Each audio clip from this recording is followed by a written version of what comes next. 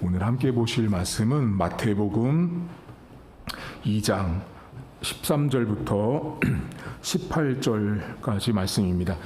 제가 가진 성경책은 신약성경 2페이지에 있습니다.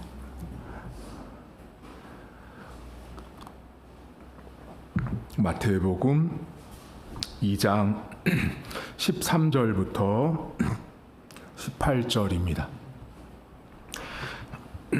그들이 떠난 후에 주의 사자가 요셉에게 현몽하여 이르되 헤롯이 아기를 찾아 죽이려 하니 일어나 아기와 그의 어머니를 데리고 애굽으로 피하여 내가 내게 이르기까지 거기 있으라 하시니 요셉이 일어나서 밤에 아기와 그의 어머니를 데리고 애굽으로 떠나가 헤롯이 죽기까지 거기 있었으니 이는 주께서 선지자를 통하여 말씀하신 바 애굽으로부터 내 아들을 불렀다 함을 이루려 하심이라. 이에 헤롯이 박사들에게 속은 줄 알고 심히 노하여 사람을 보내어 베들레헴과 그 모든 지경 안에 있는 산의 아이를 박사들에게 자세히 알아본 그때를 기준하여 2살부터 그 아래로 다 죽이니 이에 선지자 예레미야를 통하여 말씀하신 바 라마에서 슬퍼하며 크게 통곡하는 소리가 들리니 라헬이 그 자식을 위하여 애곡하는 것이라. 그가 자식이 없으므로 위로받기를 거절하였도다 함이 이루어졌느니라. 아멘. 성경에 헤롯이라는 사람이 등장합니다. 여러분 들어오실 때 받으신 그 종이에 보시면 헤롯이라는 사람의 그 집안이에요. 집안. 헤롯이라는 사람의 집안인데 그 헤롯이라는 사람은 이제 한마디로 로마 시대 때 왕이었는데요. 헤롯은 이두메 사람이었어요. 헤롯은 이두메 사람인데 이게 왜 중요하냐면 원래 여러분 그 헤롯이 왕으로 다스리는 로마 시대의 왕은 정통 유대인이었다고요. 그러니까 유대인이 한마디로 집권자예요. 그 시대는. 그런데 오늘 성경에 나온 이 헤롯이라는 사람, 마태복음 2장에 나온 헤롯은 정통 유대인이 아닌 이두메 사람인데 이두메 사람은 이방 사람이에요. 그러니까 정통이 아닌데 왕이 된 사람이에요. 이 사람을 어떻게 여러분들이 이해하면 아주 편하냐면 여러분 미국에 가면 혹시 이런 뉴스에서 보실 때 자, 뉴욕시, 워싱턴에 있는 시장을 뽑았는데 그 시장을 뽑았더니 뉴스에서 이렇게 나오죠. 저 사람은 인도계, 이란계 시장이 뽑혔다. 이런 말을 하거든요. 그러니까 무슨 말이냐면 미국에 살지만 이 사람은 인도계 출신의 시장이 뽑힌 거예요. 그럼 이 사람은 인도 사람이에요. 근데 그 인도 사람이 부모님이 미국에 와서 1세대, 2세대가 돼서 미국에서 자란 사람인 거죠. 출생을. 그러니까 살기는 미국에 살지만 사람은 인도 사람인 거죠. 지금 헤롯은 예루살렘, 로마에 살고 있어요. 그런데 이 사람은 이두메 사람이라 그래서 이방 사람이 소위 말하면 왕이 된 거예요. 자, 그러면 다른 나라 사람이 여러분 생각해 보세요. 우리나라 대한민국에 일본 사람이나 저 미국 사람이 와서 대통령을 한다고 생각하실 때 여러분들 어떠세요? 지금 똑같은 거예요. 그런데 이 시대는 더 심각한 게 있어요. 그게 뭐냐면 나와 계통이 다르고 우리 민족이 아닌 사람이 왕이 되면 흐뭇해요? 죽이려고 했다고요. 자, 죽이려고 했는데 이 헤롯이라는 사람에 대한 자료가 많아요. 1세기 문헌에 보면. 근데 이 헤롯을 1세기 문헌에 뭐라고 표현해 놨냐면 의심 많은 과대 망상증 환자. 자, 의심 많고 과대 망상증 환자였대요. 근데 이 헤롯을 표현할 때 의심도 많고 과대 망상증도 많은데 이렇게 기록해 놨어요. 헤롯은 매우 민첩하고 매우 똑똑하고 매우 공부를 잘했다. 자, 그럼 보세요. 똑똑하고 공부 잘하고 영리한 사람인데 의심이 많아요.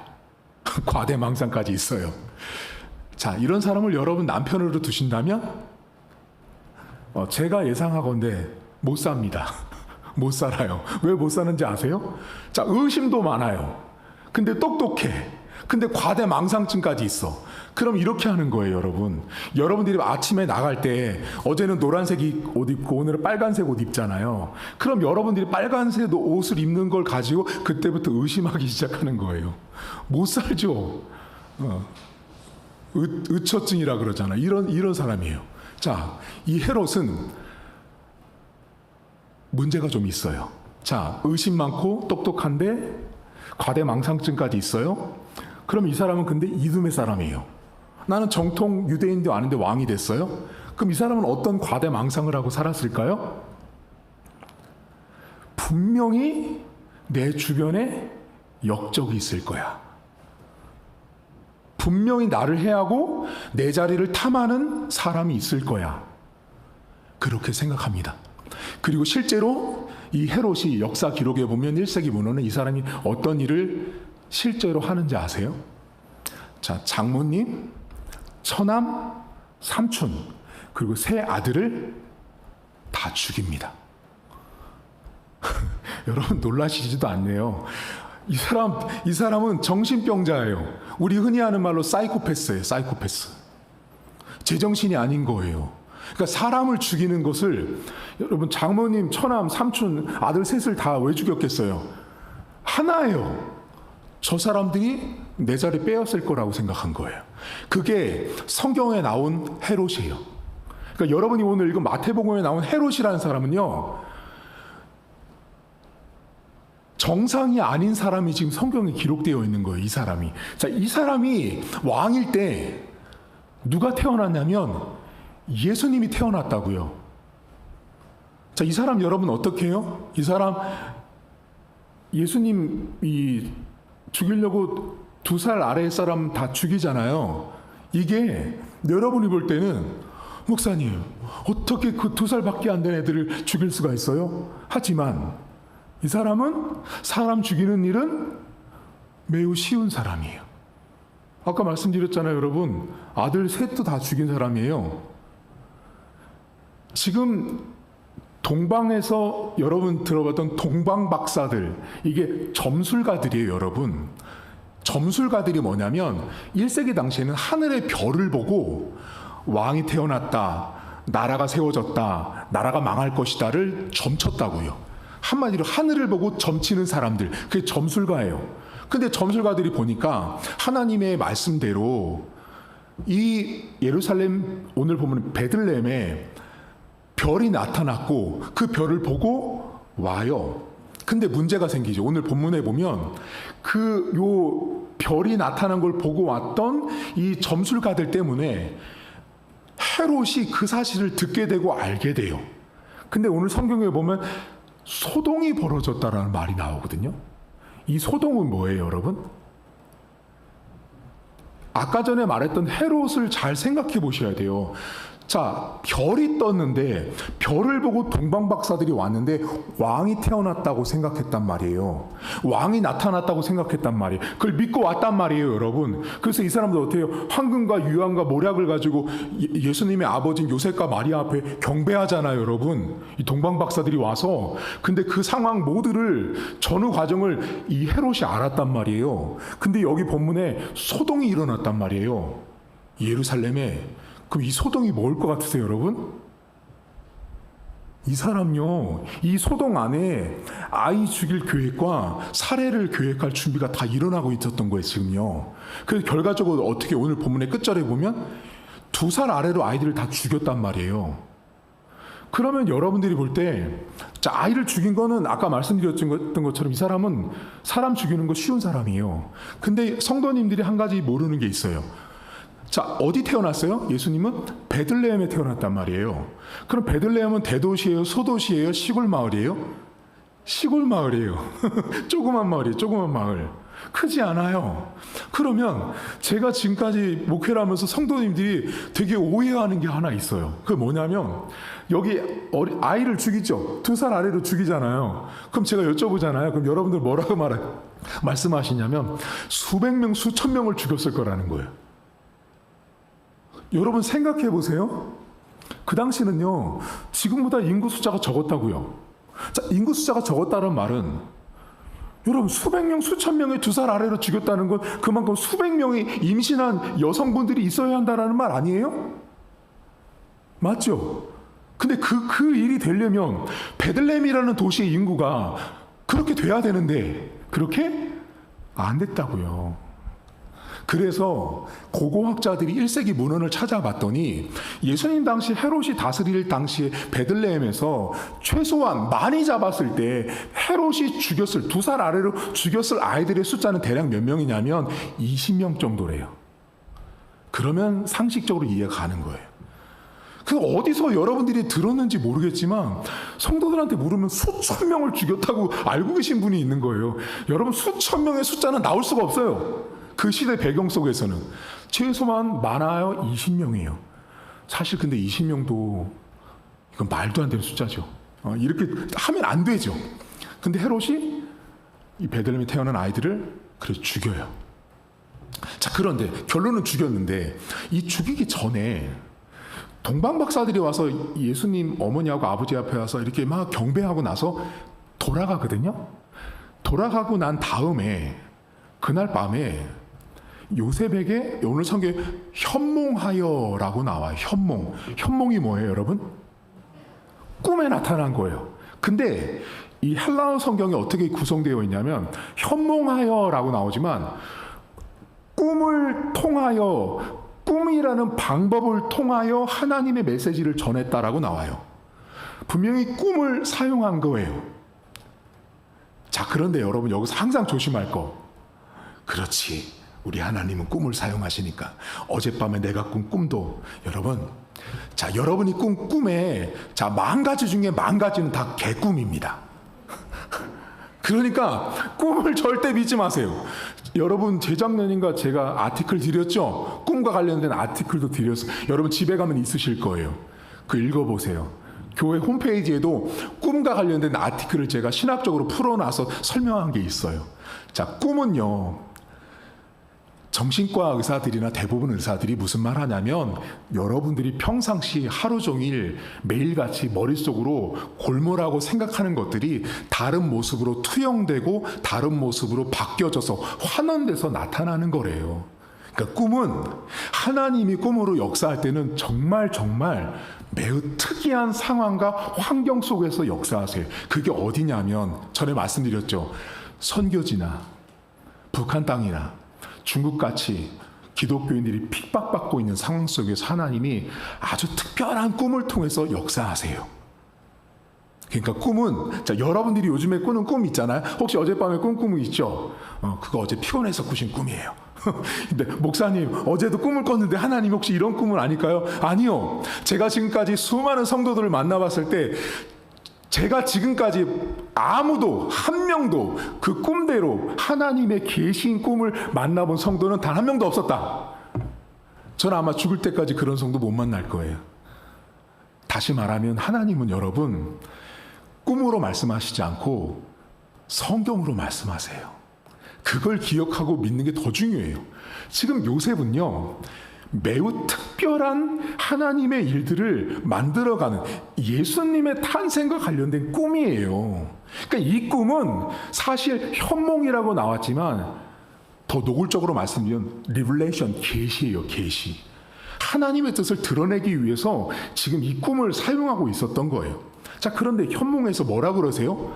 너 아이랑 엄마 데리고 애굽으로 내려가라고 말해요. 여러분 베들레헴에서 애굽까지는요 수백 킬로예요. 몇십 킬로 가는 게 아니에요. 먼 거리란 말이에요. 거기를 가라 그래요. 근데 요셉이 오늘 성경에 보면 요셉이 일어났다라고 말해요. 여러분 성경 보실까요? 어디 보시냐면 13절 보세요. 그들이 떠난 후, 이거 동방 박사들이 경배하고 떠난 후에 주의 사자가 요셉에게 꿈 현몽하여 이르되 헤롯이 아기를 찾아 죽이려 하니 일어나 아기와 그의 어머니를 데리고 애굽으로 피하여 내가 내게 이르기까지 거기 있으라 했는데 이때 중요한 이 요셉의 동작이 나오거든요. 14절 요셉이 일어나서 밤에 아기와 그의 어머니를 데리고 애굽으로 가요. 이때 요셉이 일어나다라는 말이 쓰여요. 이거 매우 중요한 헬라어 동사예요. 자, 요셉이 일어났다라는 말을 하거든요. 그럼 여러분들은 어떻게 생각할까요? 100%? 잠에서 일어났겠죠, 목사님. 뭐 잠에서 꿈꿔서 말씀하셨으니 입을 걷어차고 일어났겠죠. 여러분, 성경에 기록된 언어는요, 단 하나의 단어도 그냥 기록된 언어가 없어요. 점 하나도요. 점 하나도. 그래서 여러분 1.1획도 안 변한다는 말 들어보셨죠? 성경에 나오잖아요. 그러니까 성경에 나와 있는 점 하나, 토시 하나도요, 우연이 없어요. 하나님의 전부 다 섭리를 통해서 기록된 언어예요. 단어예요. 이 요셉이 일어났다라는 이 단어는요, 어느 때 쓰는 말이냐면 나라가 세워지고 왕이 일어날 때 쓰는 말이에요. 그러니까 지금 요셉이 일어났다라는 말은 이미 뭐가 지금 시작된 거냐면 새로운 나라, 새로운 왕이 세워져 가고 있는 게 시작된 거예요. 그러니까 예수님을 통해서 앞으로 어떤 나라가 일어날지, 어떤 나라가 세워질지를 요셉을 통해서 이미 보여주고 있어요. 그럼 이 장면에서 우리는 생각해 봐야 돼요. 지금 여러분, 현재 지금 이 마태복음 2장의 현재 배경과 무대는 주인공이 누구예요? 예수님 하면 안 되는 거예요? 누구예요? 지금 이 현재 마태복음 2장의 이 무대, 이 현재의 주인공은요, 누구냐면 헤롯이에요. 헤롯이 다스리고 있는 나라라고요. 무대 전체 배경이 온통 헤롯이라고요. 헤롯. 살인자, 사이코패스, 사람 죽이는, 아이를 죽이는 헤롯이 주인공이라고요. 헤롯이 온통 자기 세상으로 만드는 세상인데 그 무대는, 전체 무대는 헤롯의 무대인데 지금 요셉이 일어났다라는 건 뭐냐면 또 다른 무대가 시작된 거예요. 그러니까 머릿속에 여러분 두 가지의 무대를 연상하셔야 돼요. 큰 무대는 헤롯의 무대인데 그 헤롯의 무대 안쪽에 예수님의 무대가 새롭게 일어나고 시작하고 있다는 거예요. 여러분, 이것은요, 우리에게 매우 중요한 통찰력을 주는 거예요. 여러분, 우리는요, 지금 이 장면에서 헤롯의 무대와 예수님의 무대를 봤을 때 여러분들은 뭐가 더 잘 보일 것 같으세요? 누가 더 우세와 누가 더 힘을 가지고 있다고 생각? 헤롯이에요, 여러분. 헤롯이 더 많이 보이는 거예요. 예수님을, 어린아이를 죽이려고 하는 그 막강한 힘을 가진 왕의 그 모든 위세, 힘이 넘쳐나는 시대였단 말이에요. 그 상황에 지금 예수님이라는 무대가 등장하고 있어요. 여러분, 하나님께서요, 일을 하실 때 우리는요, 인간적으로 누구를 더 바라는지 아세요? 막강하고 힘센 헤롯의 무대를 우리는 더 원한답니다. 인생은. 근데 여러분의 무대를 만약에 어린아이처럼 깐난장에 태어나는 아기 예수님의 무대라고 했을 때 언제 죽을지 모르잖아요. 그 힘없고 나약하고 능력 없는 그 아이가 태어나는 그 무대를 여러분들이 헤롯의 무대와 예수님의 무대를 한쪽을 선택하라고 할 때 우리들은, 그러니까 여러분들은 그래도 이렇게 신자니까 목사님 그래도 내가 장로 권사 집사인데 예수님을 선택해야죠. 거짓말 치지 마세요. 우리는 여러분 그 약하고 힘없는 어린아이를 선택할 수 없답니다. 선택할 것 같고 선택해야 되는 당위성과 명분을 우리는 알고 있음에도 불구하고 우리의 내적인 세계와 우리의 힘은 헤롯의 무대로 더 향하게 되고 있어요. 끌려간다고요. 근데 하나님을 보세요, 여러분. 우리 눈앞에 보이는 무대는 헤롯의 무대 속에서 하나님의 무대를 준비하고 계세요. 그렇게 준비해서 하나님의 뜻을 이루어 가세요. 여러분들 눈앞에 지금 현재 보이는 일들 속에는 어쩌면 나를 죽이려고 달려드는 헤롯이 더 많이 보일 수 있습니다. 내가 볼 때는 잘 안 되는 것 같고, 내가 볼 때는 넘어설 산이 너무 높아 보이는 헤롯 같은 상황인 거죠. 이걸 넘을 수 있을까, 내가? 이 무대를 내가 정복할 수 있을까? 라는 생각이 되게 많이 들거든요. 근데 하나님은 매우 작은 어린아이, 그것도 말구유에서 태어난 어린아이의 무대를 통해서 일을 시작하셨어요. 그러니까 여러분들의 눈이요, 신자의 눈은 더 크고 강하고 막강한 헤롯의 무대에 우리는 쉽게 속거든요. 근데 하나님의 백성은 저 베들레헴에서 태어난 어린아이, 정말 두 살 아래를 다 죽였다고 했다면, 애굽으로 하나님이 보내지 않았다면 그냥 죽었을 거예요. 근데 우리는 거기에 마음을 잘 안 두려고 한다고요. 여기에 마음을 둔다라는 건 뭐예요, 여러분? 다른 말로 바꾸면 하나님이 작아도 힘없어도 미약해도 말씀대로 약속하셨으면 이루신다라고 하는 믿음이에요. 헤롯은 세상의 힘과 권력이지만 예수님을 바라보고 그 예수님이 죽지 않고 살아서 하나님의 말씀을 성취할 거라고 내가 바라보는 건 믿음이에요. 요셉이 일어나서 애굽으로 가거든요. 근데 가서 있는 동안 어떤 일이 발생돼요? 오늘 성경에 보면 애굽에 그 요셉이 언제까지 있다고 나와요, 여러분? 성경에 헤롯이 죽기까지예요. 본문 보세요. 15절 보실까요, 여러분? 15절 이렇게 나오거든. 헤롯이 죽기까지 거기 있었으니 이는 주께서 선지자를 통하여는 말씀하신 바 애굽으로부터 내 아들을 불렀다함을 이루려 하신다라고 나와요. 여기 요셉과 예수님이 애굽에 언제까지 있냐면 헤롯이 죽을 때까지 있었대요. 이게 왜 중요할까요? 여러분들은 언제 죽으세요? 자, 여러분, 이게 웃기는 질문 같지만 여러분은 언제 죽으세요? 내가 언제 죽는지를 어찌 알아요? 모르죠. 그러니까 내가 언제 죽을지 모른다고요, 여러분.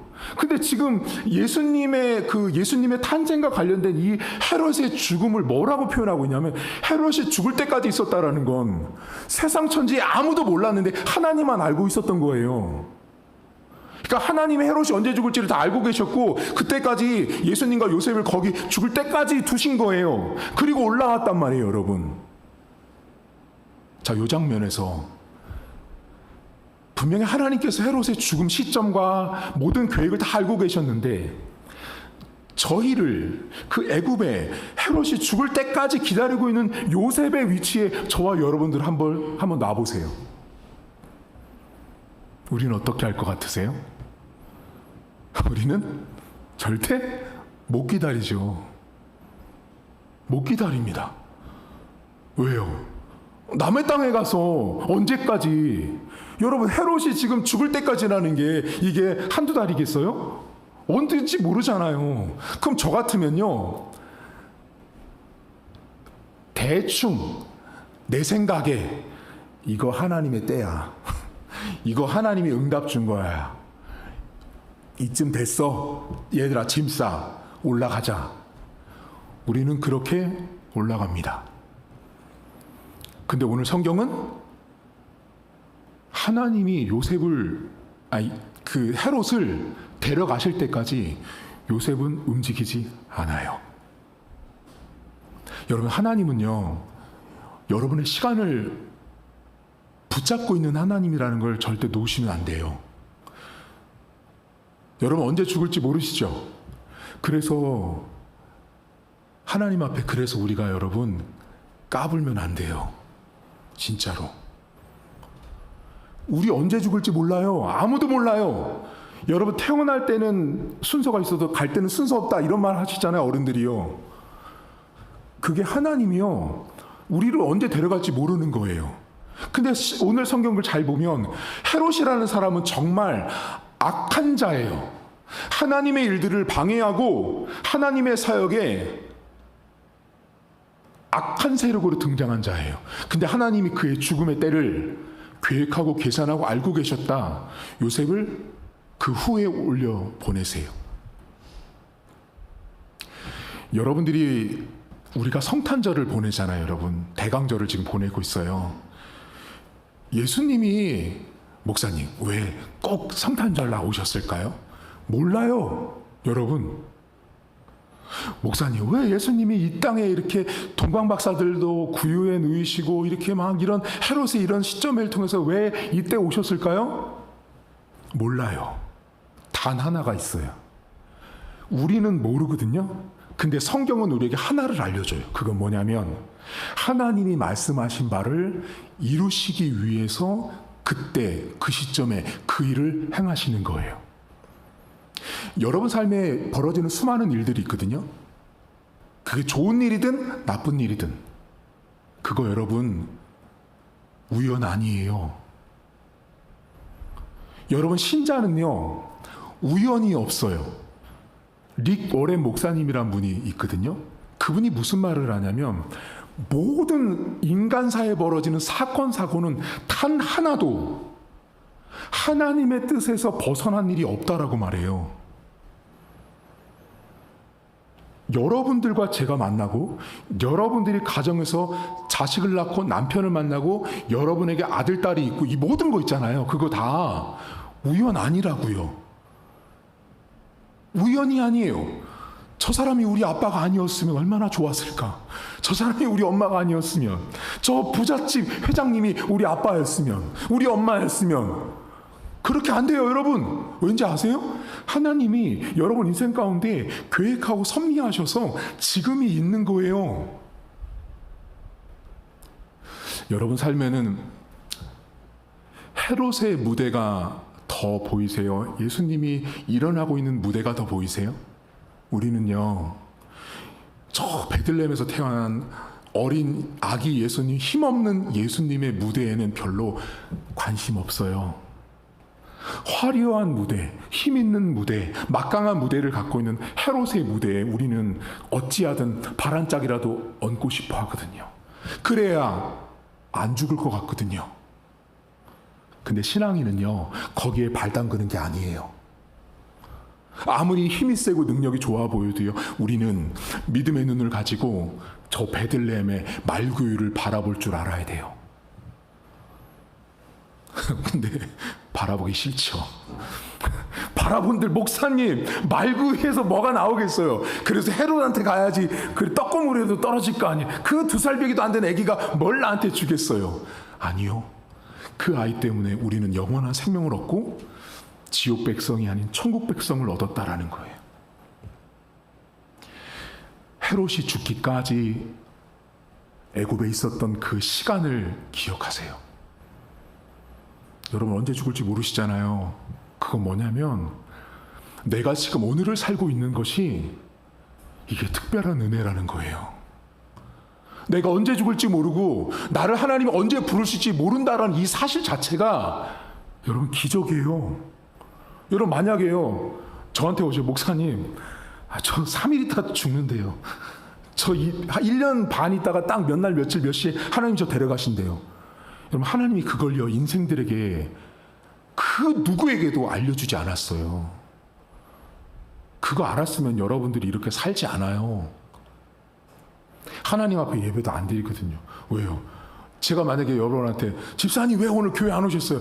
됐어요 목사님 3일 있다 나 데려가신다는데 뭔 예배예요? 예배 드릴 것도 없어요. 어차피 죽을 거. 여러분 하나님이요 인간이 얼마나 미약하고 부족한지 너무 잘 아시는 거예요. 그래서 그런 거 하나님이 인간으로 깨닫지 못하게 하셨어요. 그러니까 여러분들 삶에 목사님 도대체 언제일까요?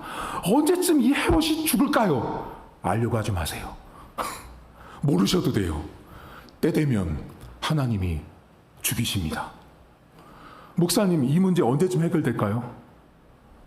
언제쯤 이 문제가 좀 풀려가지고 내가 좀 이 시온의 대로처럼 활짝 열릴까요? 그 시점 알려고 하지 마세요. 우리는 뭐 하면 되는지 아세요? 여러분이 믿고 있는 예수 그리스도에 대한 믿음을 가지고 하나님 앞에 매일매일 하루하루 주일마다 신앙으로 살아가시면 돼요. 그러면 내가 요셉처럼 신앙으로 살아가잖아요. 애굽에 그냥 있잖아요. 보따리 안 싸고 거기서 있잖아요. 그럼 헤롯 데려가신 날이 온다니까요. 지금은 안 보이죠. 목사님 언제쯤 우리 가족의 내 건강에 내 비전에 이런 일이 좀 참 로또같이 이렇게 기쁜 날이 내 안에 올까요 목사님? 그거 안 바라셔도 돼요. 제가 성도님들을 만나면서 성도님들이 가장 제일 궁금한 게 뭐냐면, 언제쯤 목사님 저도 복받는 인생이 될까요? 언제쯤 하나님이 나에게 응답을 주실까요? 언제쯤 하나님이 나에게 이 고난을 통과하게 하실까요? 제가 그분들한테 늘 하는 말이 있어요. 몰라요. 몰라요. 모릅니다. 오늘 성경이 우리에게 되게 큰 진리를 알려주는 거예요. 헤롯이 죽을 때까지 애굽에 있었던 요셉을 기억하셔야 돼요. 언제 죽을지, 언제 하나님이 일을 풀어가실지 몰라요.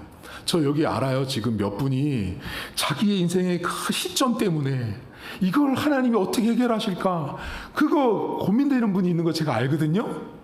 그거요, 죄송하지만 시간 낭비입니다. 시간 낭비예요. 왠지 아세요?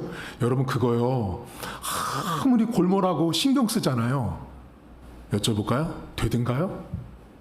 안 됩니다. 자, 여러분 집안에 막 문제가 있어요. 저놈의 남편, 저놈의 아들, 저놈의 딸, 이걸 어떻게 할까? 자, 골몰해서 해보세요. 문제 해결되든가요? 안 됩니다. 왜 안 되는지 아세요? 헤롯이 죽을 때까지라는 시점이 차야 돼요. 그게 하나님의 시간표 안에 차야 그 일이 내 손에 쥐어지게 되어 있어요. 그러니까 여러분들 삶에 우리는 헤롯 볼 것 없어요. 저 말구에 태어나신 예수님을 보고 주목하고 믿음으로 살면 하나님이 반드시 헤롯을 죽인다. 이 본문은 헤롯을 죽이지만 여러분 인생에 응답을 주는 날이 있다라는 거예요. 한마디로.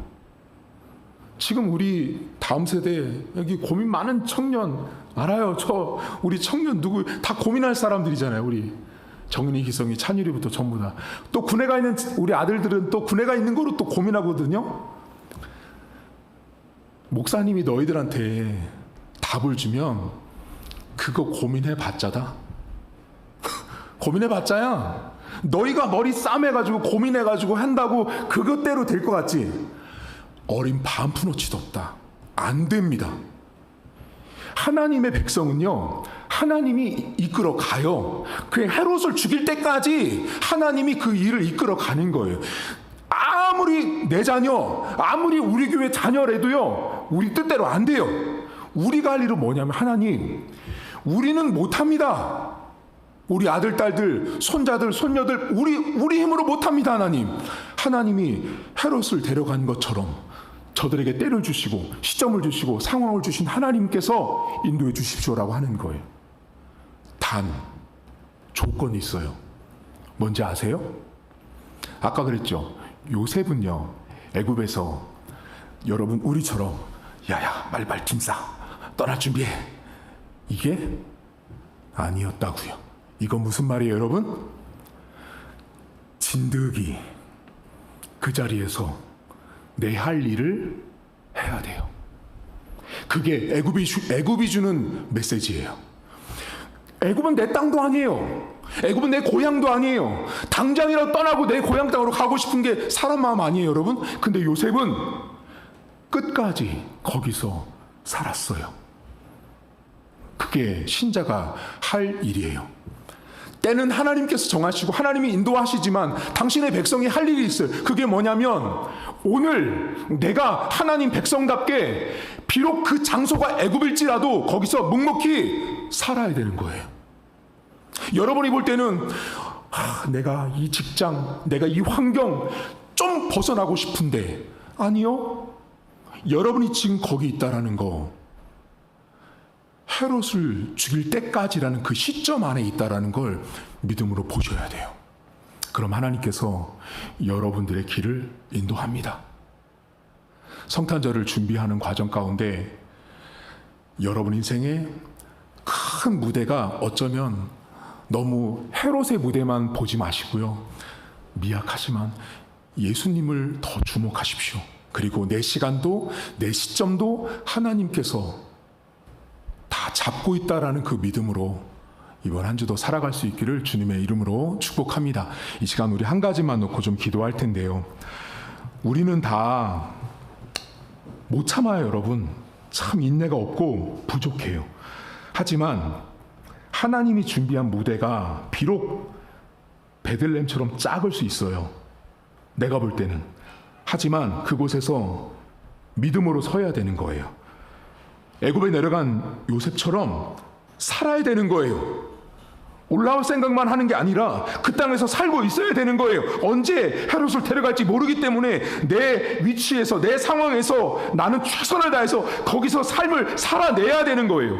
그때 하나님께서 헤롯을 데려가세요. 하나님, 그 하나님의 시점, 그 하나님의 무대를 믿음으로 볼 수 있도록 함께 통성으로 기도하겠습니다. 하나님 아버지, 오늘도 사랑하는 성도들 기억해 주시고 우리가 성탄절을 맞이하는 대강절 2주차를 보내면서 예수님께서 베들레헴에서 태어나셨던 모습을 하나님 오늘도 묵상합니다. 하나님, 오늘도 우리는 참 믿음이 없어서, 믿음이 연약해서 우리는 헤롯이 갖고 있는 큰 무대를 더 주목하고 그 화려한 무대, 힘 있는 무대를 바라보면서 예수님께서 태어나셨던 상황들, 예수님께서 나타났던 그 위치들을 바라보면서 우리는 미약하다, 부족하다, 안 될 것이다 라만 우리는 주목합니다. 하나님, 그때 헤롯을 죽을 때까지 결국은 요셉을 애굽에 두셨던 하나님의 섭리와 그 시간들을 우리 성도들이 바라보게 하시고, 그때마다 우리가 내가 계획하는 것보다, 우리가 생각하는 것보다 하나님의 시간과 하나님의 시점 속에서 내 삶을 살아낼 수 있는 은혜를 우리 성도들에게 하나님 허락해 주옵소서. 그래서 예수님께서 이 땅에 오셨을 때 하나님의 때와 하나님의 방법과 하나님의 장소에 주의 뜻을 이뤘던 것처럼 우리 성도들의 가정에도, 우리의 삶에도 그렇게 하나님의 역사와 하나님의 시간과 환경이 적용되는 인생 될 수 있도록 은혜를 베풀어 주시옵소서. 하나님 아버지, 사랑하는 성도들, 우리 삶에는 헤롯이 갖고 있는 힘과 그 무대가 더 잘 보입니다. 예수님께서 이 땅에 태어나셨을 때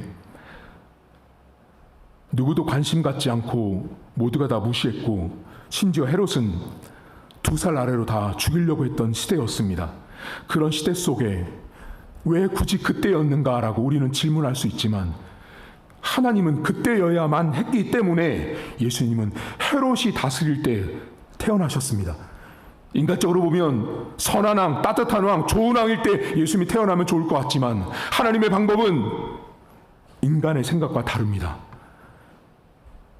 힘든 상황들, 어려운 여건 속에서 하나님의 뜻을 성취하기 위하여 요셉과 자녀를, 예수님을 애굽 땅으로 보내시고 헤롯이 죽을 때까지 그곳에 머물며 살게 하셨습니다. 하나님, 분명히 시간은, 상황은, 환경은 하나님이 주장하십니다. 하지만 우리가 해야 될 일이 있습니다. 애굽에 있을 때 내가 비록 있고 싶지 않은 환경일지라도, 내가 비록 처하고 싶지 않은 환경일지라도 요셉은 들썩거리지 않았습니다. 자신이 해야 될 믿음의 백성으로서 하나님이 약속한 것을 믿음으로 바라보며 하나님께서 그를 일어나 애굽 땅으로 가라시라고 했던 그 현몽했던 하나님에 대한 믿음으로 요셉은 거기에서 믿음으로 살았던 것입니다. 하나님, 우리 성도들 가운데 분명히 하나님께서 우리 인생을 주관하고 있지만, 내가 해야 될 목, 내가 해야 될 책임, 내가 해야 될 성실함, 내가 해야 될 의무, 내가 해야 될 명분과 당위성마저도 하나님이 책임져 주지 않는 것입니다. 하나님은 애굽 땅에 살고 있었던 요셉을 통하여 결국은 헤롯을 데려간 이후에 이 땅에 예수님을 태어나게 하시고 성장하게 하셔서 우리가 그렇게 기뻐하는 십자가의 죽음과 감사까지 얻게 하셨습니다. 이번 한 주간 우리 사랑하는 성도들 헤롯의 무대에 발담그지 않게 하시고, 비록 내가 약해 보이지만, 나약해 보이지만 내가 하나님의 백성이요 믿음의 백성이라는 사실, 말구에 태어나셨던 예수님을 더 주목할 수 있는 우리 성도들의 믿음의 수준이 될 수 있도록 도와주시고, 헤롯을 죽기까지 결국 모든 시간을 주관하셨던 하나님께서 우리 성도들의 인생과 가정과 자녀들의 앞길과 시간표를 하나님 주관해 주시옵소서. 이제는 우리 주님 예수 그리스도의 은혜와 하나님 아버지의 살아계심과 성령의 위로교통 충만하심의 역사가 오늘도 정말 작은 베들레헴에서 태어나셨지만 인류를 구원하기 위해서 이 땅에 오셨던 그 예수님, 그 예수님을 위해서 애굽까지 내려가셔서 결국 그곳에서 삶을 살고 헤롯이 죽기까지 하나님의 뜻을 믿고 순종하며 나갔던 요셉처럼, 그리고 하나님의 시간표를 믿고 나가는, 그것을 인정하는 우리 사랑하는 성도들 머리머리 위에 이제로부터 영원토록 함께 있을지어다. 아멘. 네, 교회 소식 잠깐 전하도록 하겠습니다. 여러분 오늘 광고 마치면 저희가 들어오실 때 여러분 받으셨던 카드에 작성해서 밖에 나가서 트리에 이렇게 붙이고 하는 점등식 잠깐 진행하도록 하겠고요. 끝나고 나면 도시락 드시고 귀가하시면 되겠습니다. 그리고 가실 때 달력 준비해 놨으니까 여러분 가져가세요. 개인당 뭐 많은 분은 세부까지 가져가셔도 돼요. 뭐 사업장 있으신 분들은 가져가셔도 되고 올해는 탁상용 달력을 만들지 않았어요. 대신 여러분이 가져가는 오늘 달력이 좀 단가가 조금 있어요. 그러니까 올해 처음 만들어진 달력이에요. 그래서 신제품이다 보니까 좀 단가가 세서 제가 그냥 이렇게 탁상은 안 했습니다. 그래서 그 달력만 가져가시고 집에 뭐 안방이나 거실 필요하면 제가 볼 때 두 개 정도는 필요하실 거예요. 그래서 그렇게 가져가셔도 여유 되니까 챙겨가시면 될 것 같고요. 그리고 여러분 주부에 그 중보기도 카드 넣어드렸어요. 그거를 집에 가셔서 이제 기도 제목을 적어오세요. 내년도에 하나님께서 이런 기도 응답을 주셨으면 하는 기도 제목을 거기다 적으셔가지고 오늘 내셔도 되고 다음 주까지 해서 작성하셔서 지 목사님한테 제출을 해주시면 될 것 같습니다. 그리고 1층에 저희가 카센터에다가 그 염화칼슘을 2포대를 기증했어요. 왜냐하면 여러분 겨울에 여러분들은 모르시지만 새벽기도 오거나 이렇게 하면 이제 저분들이 일찍 오세요. 근데 우리 교회 오는 데가 약간 비탈이다 보니까 저분들이 다 쓸어주시거든요. 사실 자동차 운전도 하세요. 근데 저희가 그거 염화칼슘 해봤자 몇만 원밖에 안 돼서 매년마다 이렇게 섬겨주고 있는데 우리가 한 거로 뿌려주니까 오늘도 여러분들이 만약에 눈 왔으면 그분들이 수고해 주신 것 때문에 안 미끄러워서 오시게 되는 거예요. 그래서 매년마다 그렇게 여러분 헌금을 그렇게 사용을 하고 있고요. 그리고 신임 집사 교육이 21일과 28일 날 있습니다. 우리 안영애 성도님 지금도 예배 드리고 계실 텐데 잘 준비하셨다가 그때 서울 오셔서 교육 받으시면 좋을 것 같고요. 그리고 이번 주에 우리 김영순 집사님이 이사를 하셨어요. 이번 주 말고 16일 다다음 주에 화요일 날 이사 신방이 있습니다. 여러분들 같이 기도해 주시면 감사를 드리겠습니다. 그러면 여러분 지금 카드 아까 선택하셨어요? 카드? 네, 거기다가 그 카드에는 기도 제목을 쓰시는데 여러분 뭐를 쓰셔야 되냐면 여러분이 정말로 하나님께서 이 기도 응답을 해주셨으면 하는 기도 제목들이 있어요.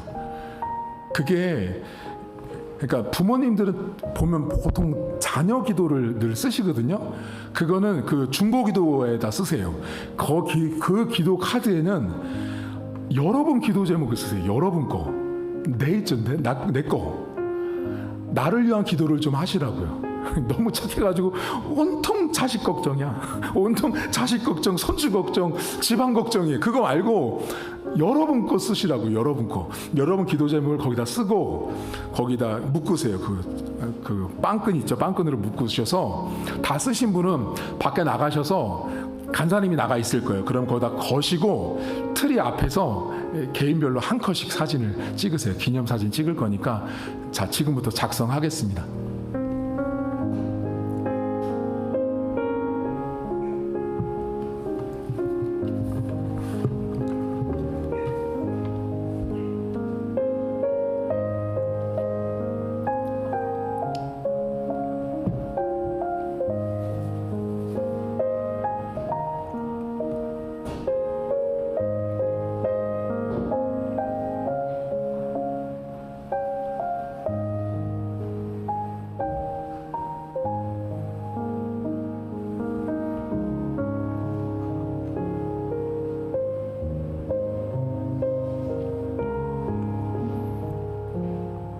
네, 다 쓰신 분은 나가셔서 거시면 되세요.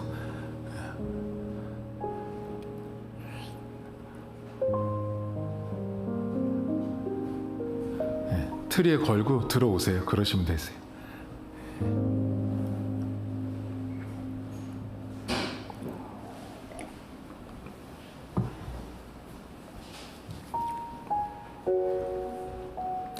이혜금 집사님 그 붙이고 들어오셔야 돼요. 붙이고 들어오셔. 가방 놓으시고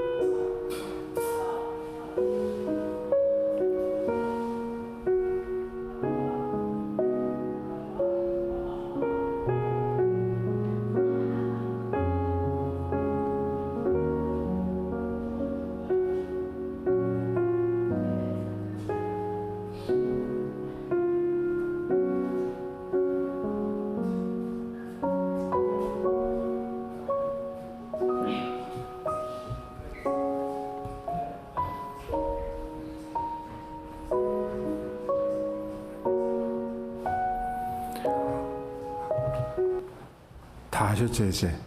예. 간절한 기도 제목 쓰셨어요? 간절한 기도 제목. 예. 이제 우리 여러분이 기도한 제목을 놓고 여러분이 기도를 할 거예요. 잠깐만 기도를 할 건데 정말 진심을 담아서 믿음으로 하나님, 제가 이거를 방금 기도 제목을 썼는데 하나님 이거를 좀 응답해 주십시오라고 해서 자, 고개를 숙여 보세요. 그리고 깍지를 껴보세요. 깍지를 껴보세요. 깍지를. 깍지를 끼고 눈을 감고 여러분이 방금 붙였던 기도 제목을 좀 하나님 앞에 기도로 나가겠습니다. 함께 기도하겠습니다. 하나님 아버지, 사랑하는 성도들 한 해 동안 지켜주셨고 또 정말 하나님 앞에 응답받길 원하는 제목을 오늘 성탄 점등식을 하면서 하나님 앞에 올려드렸습니다. 하나님, 인생마다 정말 간절한 기도 제목이 있습니다. 다 각자마다 하나님 앞에 응답받길 원하는 기도 제목이 있습니다. 하나님 아버지 도와주시고 함께 하셔서 지금 하나님 앞에 올려드린 이 기도 제목이 하나님 앞에 응답되어지길 원합니다. 하나님, 정말 간절한 기도 제목입니다. 하나님이 도와주셔야 응답받을 수 있음을 하나님은 알고 계십니다. 성도들 기억해 주시고 함께 하시고 동행하셔서 하나님, 가정의 문제든 나 개인의 건강의 문제든 내 삶의 비전과 앞날의 문제든 하나님 앞에 기도하는 제목마다 응답해 주시고 도와주셔서 우리 성도들 하나님, 올 한 해도 또 다가오는 내년도에도 우리가 지금 적었던 이 기도 제목이 내년 연말 되었을 때 하나님이 응답 주셨습니다, 하나님이 응답해 주셨습니다라는 고백을 할 수 있도록, 간증할 수 있도록 하나님께서 도와주시길 원합니다. 하나님, 그래서 우리 성도들이 오늘 점등신 날 하나님 앞에 올렸던 이 기도 제목이 1년 뒤에는 반드시 응답되어서 하나님 앞에 영광이요, 하나님 앞에 감사요, 하나님 앞에 간증거리가 생겨날 수 있도록 은혜를 베풀어 주시옵소서. 믿음으로 하나님 앞에 이 시간 기도하오니 주님께서 함께 하시고 동행하셔서 우리 성도들이 저 간절한 기도 제목이 하나님 앞에 응답받을 수 있도록 도와주시길 원합니다. 하나님, 건강의 문제입니까? 건강의 문제이면 하나님께서 응답해 주시고 건강 주시고 회복시켜 주시길 간절히 원합니다. 하나님, 가정의 문제이든 물질의 문제든 자녀의 문제든 학업의 문제든 비전의 문제든 하나님께서 응답하시고 도와주셔서 하나님의 뜻을 따라서 하나님의 섭리를 따라서 반드시 응답받는 기도 제목이 될 수 있도록 하나님 도와주시길 원합니다. 그래서 올 한 해가 하나님 잘 마무리되게 하시고 내년도도 하나님의 은혜로 말미암아 하나님의 응답을 받았다라고 우리가 자랑하게 하시고 간증하게 할 수 있는 그런 날이 많이 올 수 있도록 은혜를 더하시길 원합니다. 우리 성도들의 기도 제목을 따라서 응답해 주시고 축복해 주셔서 이 기도가 반드시 하나님 안에서 응답받을 수 있도록 도와주시고, 오늘 참여하지 못한 성도들의 기도 제목일지라도 하나님께서 그 기도의 제목을 알고 계시오니 응답하시고 도와주셔서 반드시 하나님 앞에 하나님 성취될 수 있는 은혜를 허락해 주옵소서. 저 기도 제목이 하나님의 응답 가운데 성취되게 하시고 이루어지게 하셔서 하나님께 영광 돌리는 날이 속히 올 수 있도록 하나님 은혜를 베풀어 주시옵소서. 하나님 아버지, 우리 성도들 정말 간절한 기도 제목들이 각자마다 있습니다. 아무리 해도 안 되는 제목이고 아무리 인간적으로 노력해도 안 되는 제목이기에 하나님 앞에 기도할 수밖에 없는 제목입니다. 내 힘과 내 능력으로 안 되는 것입니다. 그래서 하나님 앞에 기도 제목을 올렸습니다.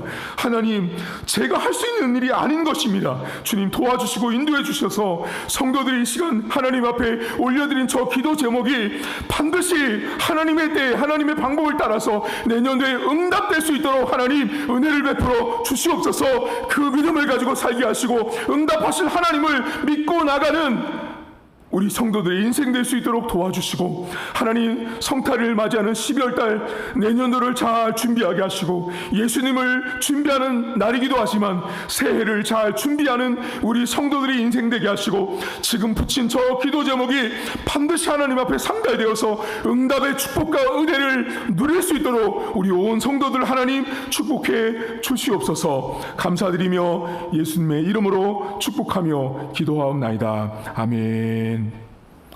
네, 예배 마쳤고요. 목사님 나가셔서 이제 그 트리 중앙으로 원래 자리 해놓고 자리 배치해서 이제 도시락 오면 식사하시면 될 것 같습니다.